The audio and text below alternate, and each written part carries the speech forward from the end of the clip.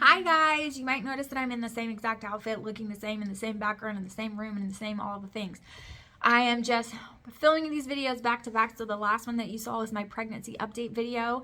And now I just want to talk to you guys about something because I feel like this is really important for all people, not just mamas. But I feel like when I figured this all out about myself, something in me just kind of clicked, and I really started realizing some things about myself that I had no idea of. And the more I dig into it, like I'm still digging into myself now, of course, like I'll never stop doing that because we're always changing, right? But the more that I dig into it, the more I learn about myself, and it's just helping me throughout motherhood, throughout my marriage, just to grow within myself, just myself in general. And I think that understanding yourself is something that is very, very overlooked, and it is underappreciated. It's very underrated. I think there's no better thing that you can possibly do for your family, for your children, for your husband, and for yourself to really dig deep and look internally and get to know you. The more you get to know you, the more that you know how you need to improve, what you need to improve on, how you respond to those around you, including your family. And I think it just helps so much. So I'm going to share with you some things that I noticed and I have found out in this road to self-discovery that I am on about myself. So you guys probably know, if you've been watching this channel for any length of time, that and the kids are calling out their spelling words to each other, so you're probably going to hear them shh, shh, shh, shh. So if you've been watching for any length of time, you probably know that my husband and I were separated. We were separated for 8 months, and we had a really rocky marriage for about 2 years before that. So it just kept getting worse and worse and worse. My husband suffered from alcoholism. It was very severe, and he suffered with it for about 2 years. Before that, he never had a drinking problem, never even drank, hardly ever. And then all of a sudden it was full-blown alcoholism crept up on us before we knew it. And it rocked our world and almost obliterated our family. Well, it did, actually. So we actually filed for a divorce. We got the divorce papers. We were officially divorced. And then 28 days after it was official, we decided, hey, we really want to make this work. We're going to turn this around. We nullified the divorce. And so in our state, I don't know if it's like this with every other state, but in the state of Alabama, if you do that within the 30 days of the judge signing your divorce decree, if you nullify your divorce within those 30 days, they wipe it, and it's like it never existed. So in the state of Alabama's eyes, we were never divorced. So glory to God for that. But anyway, during that time, I of course, for a few months out of that 8 months, I thought that we weren't going to, reconcile. We weren't going to get back together, and our marriage was done. And so I was trying to come to terms with the fact that I have 4 kiddos. I wasn't pregnant at the time. So I have 4 babies that are not going to be in a home with both mama and daddy. They're going to be in a broken home. They're going to live that way. And I'm going to have to raise them the best I can because their father is not a good influence. And so I had that in my head of who do I need to be for them. So I kind of had to refigure everything out, because for 2 years, you have to understand, I was in survival mode for those 2 years. I was just barely hanging on, surviving until the next day. It was really rough. It was never physically abusive, but there was some mental and emotional abuse there. There was just rough times. I didn't know if he was okay most of the time. There's crazy things that happened. And it was just very, very rocky for our family. And I was just putting on a face for my kids and trying to make it the absolute best for them that I could. There's a whole lot of trauma to unpack there, a lot of things that happened, a lot of healing and counseling and loving and hard conversations and prayer and fasting and all of the things that had to go into even beginning to heal our marriage and our family. He had to mend relationships with our kids. He had to gain their trust, gain my trust, and all of these things back. And so in the midst of all of that, I really had to learn myself. I had to learn, who am I now? now that I'm not in survival mode, now that I'm trying to put the pieces back together, now that I can breathe, who am I? Like, who am I? Without all of that, without the fight or flight mode, without like just barely making it, like, who am I and how can I thrive in life? Like, what do I even want at this point? What do I want? What are my goals?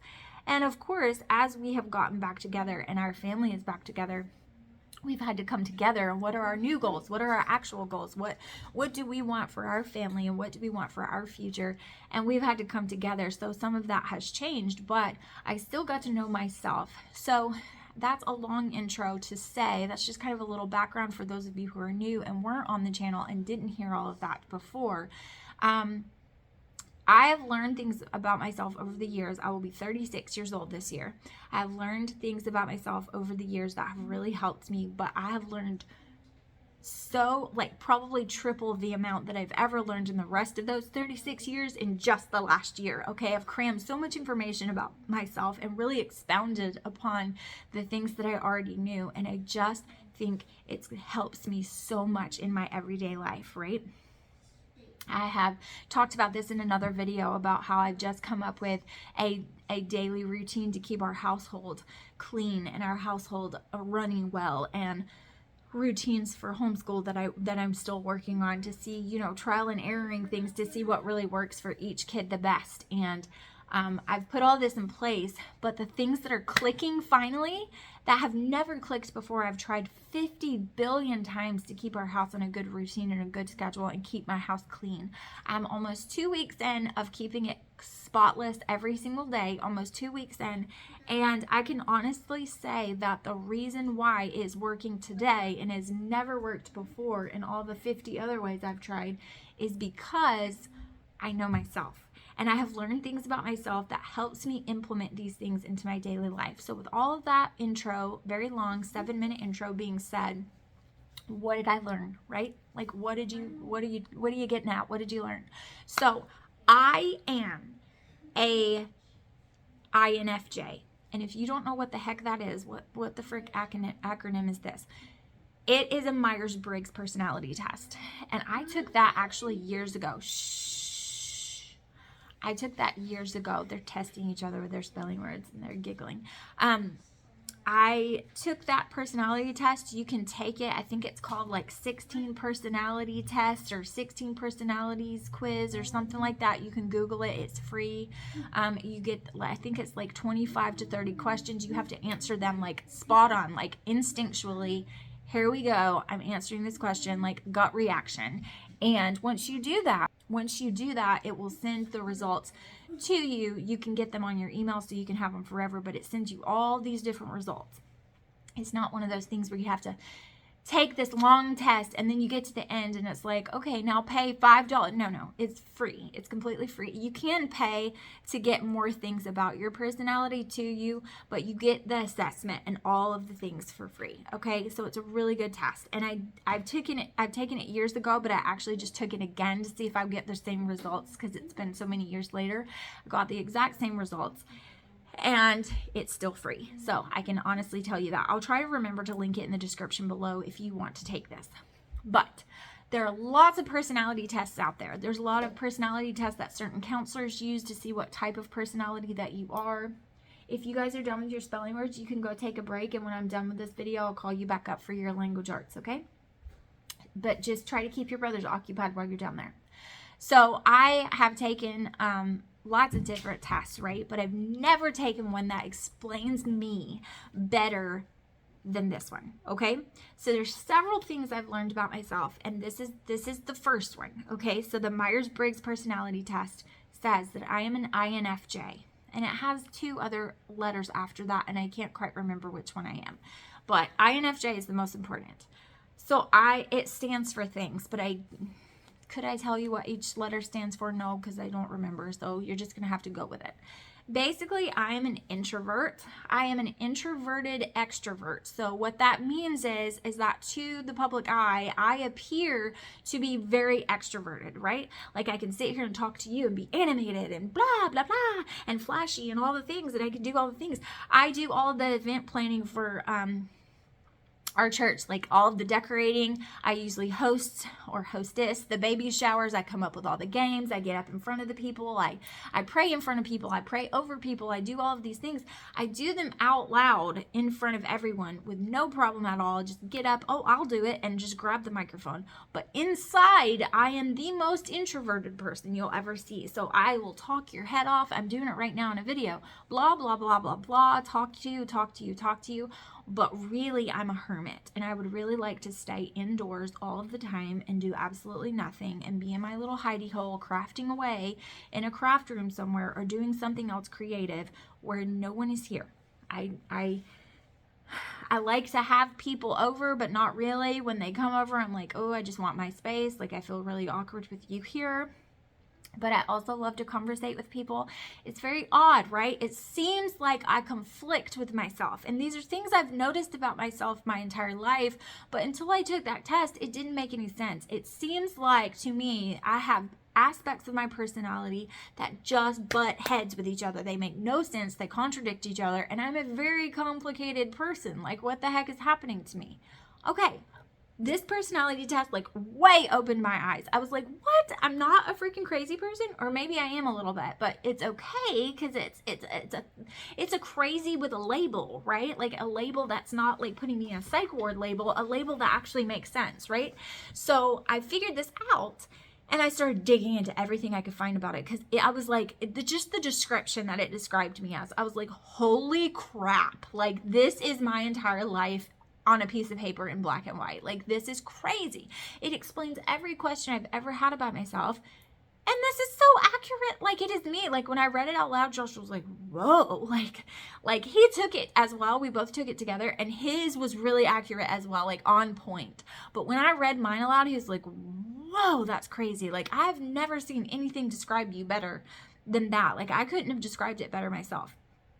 And it was just eye-opening to me. So basically, I'm an introvert who acts as an extrovert, but being out in public with a lot of people, it drains me, like completely drains me. Part of being an INFJ is that I'm also an empath. So if it sounds like a magical Wiccan term, but it's really not. If you look it up, you will see what I mean. I am an empath. So I literally can walk into a room and feel other people's feelings. I can gauge the room. There's something off in the room. Something's not giving off good vibes. Like, we got some upset people in here. There's some anger. There's some tension. There's something going on. I am a great people reader. I can walk into a room full of people that I've never met before in my entire life, and just by their body language, their mannerisms, the way it feels in the room, like, I can honest to God say that the way it feels in the room, it's off and something's going on. Or maybe it's very happy and it makes me happy. I also tend to feel other people's feelings. So the feelings you're projecting out, I soak in. So if the room has bad vibes and it's like a total, this is not okay, I will start to feel anxious, or I will feel in a bad mood all of a sudden, and I don't really know why. Something's going on. Like, it feels off. I can't pinpoint it, but I'm not feeling great. Like, something's going on. Or if the room is super happy, I'm super happy, right? Like, you're happy, I'm happy. Let's all be happy. And I feel great. So because of that, when you have a group of a lot of people and you're reading the room and you're reading these people's feelings and you're doing all of these things, it can be very draining because you're feeling all of these emotions at once. So for instance, I'll give you a couple of examples because you might think I'm a nutso at this point. So I went into this service and we were brand new there, and these pastors were also brand new. They were the executive pastors, not like the lead pastors, but the people, they were underneath them. And they had just joined their church as well, and they had been there just like a month or two before us. And I've never met these people before in my life. Nobody even knows who I am. I'm just in this church, right? We're going to this church. It was when we tried out a different church other than my dad's. Which we are at my dad's now, but that's neither here nor there. Point is, we were at this church, and I was like watching and just observing as they were calling altar call. Well, I didn't feel like I needed to go to the altar or anything for what he said, but I was watching and observing, and it was just very reverent and quiet. And the pastor's wife, she went down there for prayer. And it was nothing. She had no expression on her face. There was nothing. She wasn't like crying or anything like that. There was nothing going on.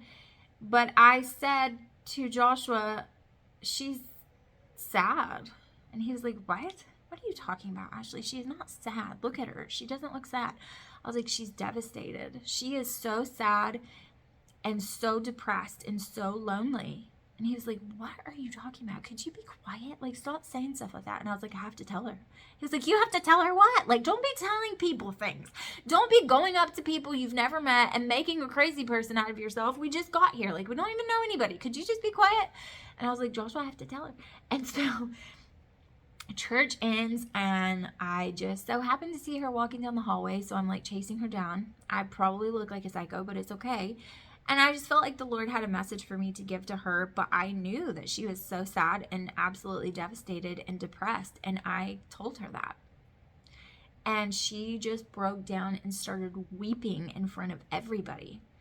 And yeah, no reason, I just knew. And this is the way I am all the time about absolutely everyone. I may not know you. I may not do. Like, for instance, we'll go somewhere and there'll be a whole bunch of people. We're introducing ourselves. We're talking and chatting with people. We're not very good with small talk, to be honest. Like, I'm much better at it than Joshua. Joshua is an introvert as well, but he's also an introverted extrovert as well, but in a different way than me. He's not as good at projecting that extrovert in public all the time. Like, he does tend to hang back. He's a little bit more shy, things like that. I'm not. I'm all in the business. Like, you know what you got. I have to be around people. You're forced me to be around people, so I'm going to be around people, and here we go. And so we'll be chatting it up or whatever. We'll meet a couple, and I'm like, they have issues in their marriage. And he's like, what are you talking about? I'm like, the woman's trying to dominate over the man, and he doesn't like it, and they're blah, blah, blah, blah, blah. And I'm just telling him all this stuff, and he's like, what the freaking crap are you talking about? Can you just be quiet? Stop talking about people all the time. You don't even know these people. Sure enough, it's true.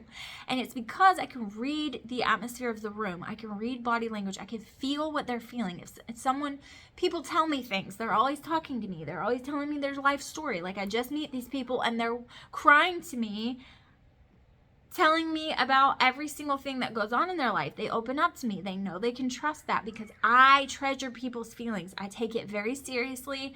I want to help people. I want to help. I hate the injustices of the world. I want to fix it. You don't do things wrong. Like, I hate, my biggest pet peeve is when somebody's working so hard behind the scenes and they don't want attention for what they're doing. But then there's this other person who didn't work and didn't really do any of the work, but because they're the extrovert and they're the alpha, they want to project out that and everyone gives them the credit. But this other person really did all of the work, and they should have gotten the credit, but they didn't, and this person takes all the credit. I can't stand it. I have to write that, right? I'm very outspoken. I'm very blunt. I'm very to the point, but I'm also extremely introverted. I get very drained when it comes to being around a lot of people. I do not have a lot of friends. I have extremely picky taste when it comes to who I let in my inner circle. I'm a very open person, but at the same time, if it has to do with my feelings or the way I feel or the way I am, I'm very private. I do not trust people with that information. But I'm very careful of other people's feelings and the way they feel and all of that. Like, I'm super careful with all of those things because I treasure that. I take it very, very seriously. I'm a good prayer person for other people for that very reason, because I can look inside of you. I can tell what you're going through, but you don't have to say a word. And I can tell because I feel it. I can feel what you feel. It's very odd. It's very weird. I know, but I truly believe, and if you are a Christian and you have this belief as well, you will understand what I'm saying. This is a gift given to me by God. I have discernment, and I have the ability to read other people and feel their emotion, and because of that I can minister to those needs of those particular people in a way that other people can't, because they can't get on that personal level.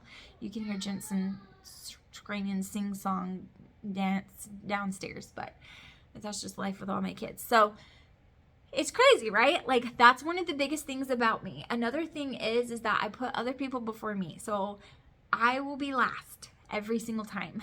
And I have to really be careful, because you think that's a good attribute, and it is. It certainly is. But at the same time, it is also dangerous, because when you put yourself on the back burner all of the time, it gets to be very unhealthy and very toxic. You find yourself in toxic relationships that are not healthy for you. It's not healthy for your family. And you say yes all the time, which is me, this girl right here. I say yes all the time to everything, even if I'm burnt out, even if I'm overloaded, even if I am completely overwhelmed. I say yes, because I don't want to let anybody down. I never want to be the cause of someone's bad feelings, right? Because I can feel those feelings, and I don't want to be the cause of that. I want to be the cause of happy feelings and happiness and joy and all of those things. And so if I ever think that I have disappointed somebody, it really does bother me, especially when it comes to people that I love. What else? What else about an INFJ personality? I give all in relationships. I ask very little in return, but I really need certain things, but I'll never tell you my needs. If my needs aren't being met, I'll just suffer through it when that's not healthy at all. So I have to get better at that, right? That's something I have to work on. What else? What else is something about me? Very loyal to a T. Yeah, that's really the gist of it, right? Like, that's the biggest thing. Okay, so we're going through that in INFJ. I learned that long ago. I'm learning more and more about it as it is.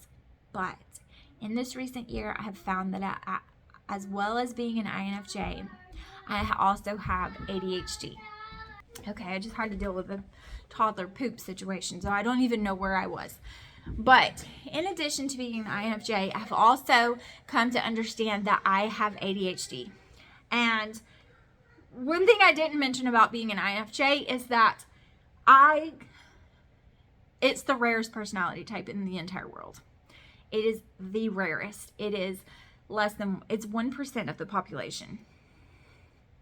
An INFJ with ADHD coupled together is like, I don't know, it's like 0.07%. Even rarer, like way rare, okay? So even other INFJ people, and my hair is going to drive me bananas, like what's happening? Even other INFJ people, right?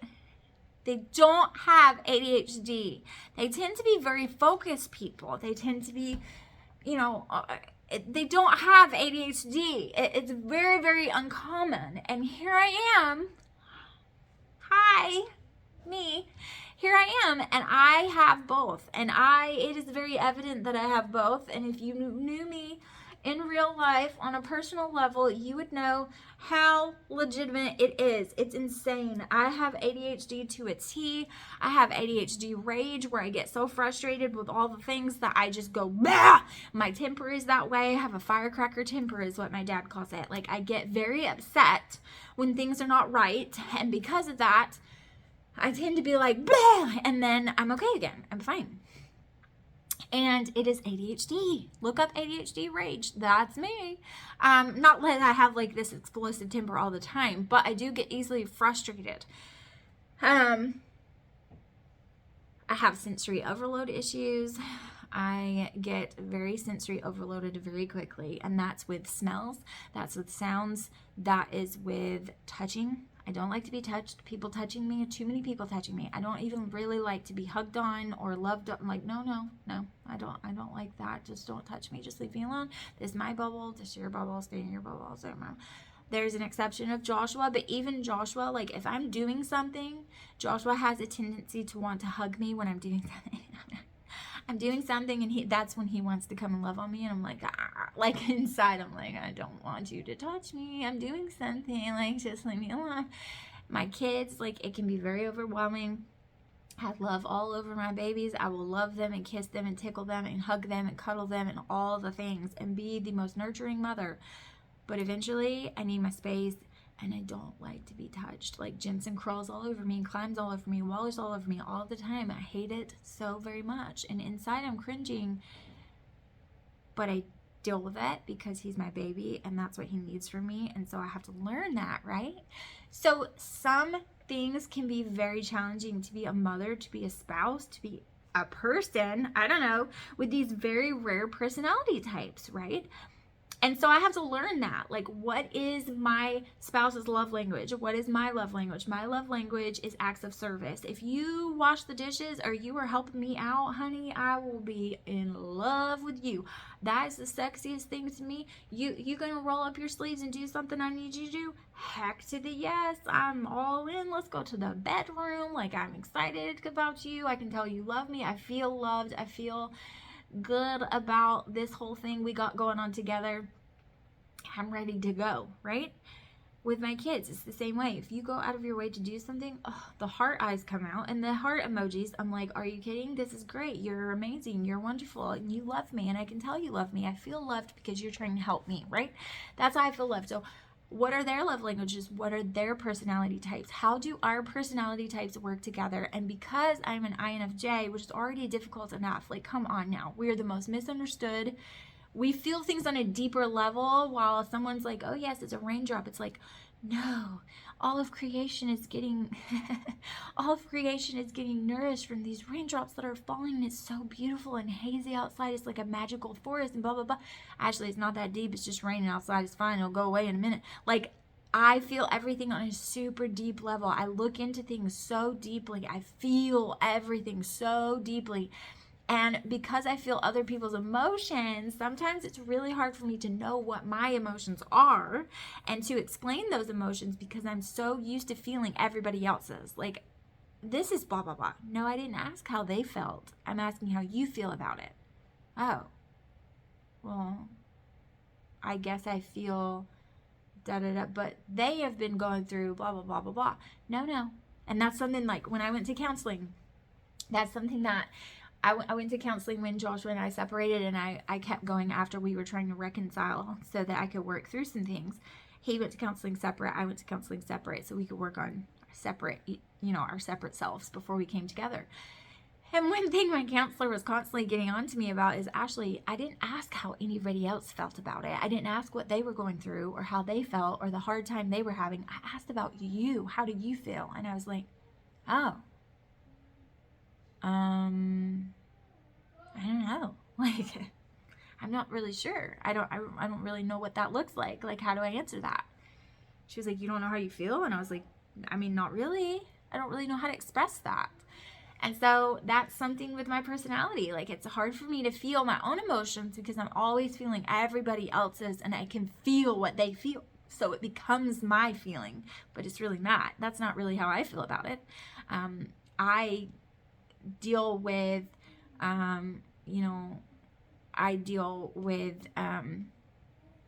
other people all day long, and I'm trying to sift through things and make sure that everybody's okay. I deal with things differently. If something bad happens, I feel nothing at first. Like, I'm those people, Joshua jokes about it all the time. Like, if he was murdered, they would think that it was me, because I would show no emotion if he died. Like, I know it sounds terrible, but it's like those Lifetime movies where it's always the spouse, like, they act super sketch and they're not that upset about it, or they like pretend to cry but they're not really crying and you can tell it's all fake. It's like, what is happening?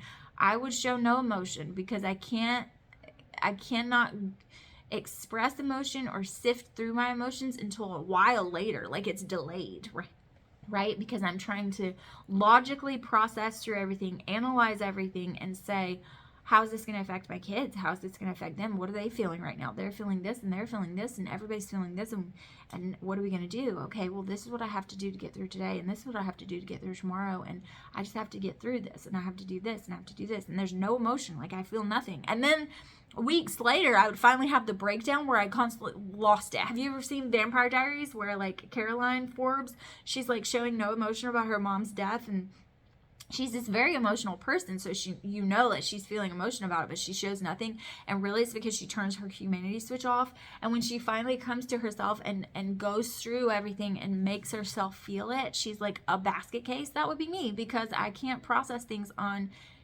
at the same time as everybody else does. So I seem like a super weirdo. And these things do affect me. So I had to really, really look at myself. How does ADHD affect me? Well, ADHD affects me because I get really overloaded very quickly. I don't like to be touched. I don't like this. I don't like that. It can make me super frustrated. It can make me really angry. I procrastinate. I put things off. I don't like mess. Chaos makes me crazy. Like, it makes me feel like the world's falling down around me, but I don't have any motivation to clean it. Like, because I don't know where to start. I get distracted. Squirrel, squirrel, squirrel. You can tell by my videos, like when I'm chatting like this, I get super distracted. I can't hold a candle to telling a story. Like, there's nothing I can do to tell a story from A to B to Z. We'll never get to Z. We'll go through all the different holes before we actually reach it. And then, we'll go to Z and then come back to B, and everything's out of order. My husband's like, I'm really trying to follow you right now, but I'm having a really hard time. Like, Ashley, just get to the freaking point. And he constantly has to keep me on track because I can't tell a story. And it's the same way with cleaning or anything else. I've had to force myself to do things a different way. So one example I'm going to give you of something that I have learned to do for myself with ADHD is that I have to force myself to say, this is the list I want to get done today. Okay, I do it one of two ways. If my whole house is chaotic, right? Or if I'm resetting the whole house, I force myself to go through one room at a time, only one. And I cannot leave that room. He's trying to get him to play with him and he's trying to escape. I have to do that one room before I can go to the next room, okay? So I cannot leave that room until it's completely finished, okay? So if that means I have to put laundry in the laundry room, I go put laundry in the laundry room. Don't look at the laundry room. You got to finish this room. It has to be finished. It has to be done before you can go to the next one. And I've had to really ingrain that into my brain. Typically, I do the same rooms in order every single time to force my brain to think this has to be done before you can do this room. You do this room first every time. Let's do this room first and get it done. Okay, now we can move on to this room. That's always number 2. You can get that done, no problem. I do that. I use it to motivate myself. I use it to tick off the checklist in my head. I have thousands of planners. I tick things off in all of my planners. I categorize them in the categories of my brain. That's why I have 50 million planners, you guys. If you guys are not a part of my planner channel, head on over there and look. I have 1 million planners for 1 million different things, and you think you should only be using one planner for that. You can fit all of that in one planner. Not this girl. I can't, because it's not how my brain works. My brain works in categories, and if I put everything into one and I put all the categories in one, it'll be a mess, and I'll never be able to sift through all of that. So these are ways that I've learned. Once you learn yourself, you learn how yourself can be better applied for your family, and I really encourage you to learn yourself. There's tons more things that I can share, and I'll share more over the next few weeks, I don't know, months, years. I'm sure you'll get to know me a little bit more, and I'll get to know myself a little bit more, so I'll have more facts to share. But there are so many things that I have learned about myself, and I've learned that I have to know these things about me. Being a young, I was 23 when we got married, 24 when we got married, almost 25 when I had Tristan. Right? Yes, my 24th birthday was when we got married. My 25th birthday is when I had Tristan, because I got pregnant like 2 or 3 months after we got married.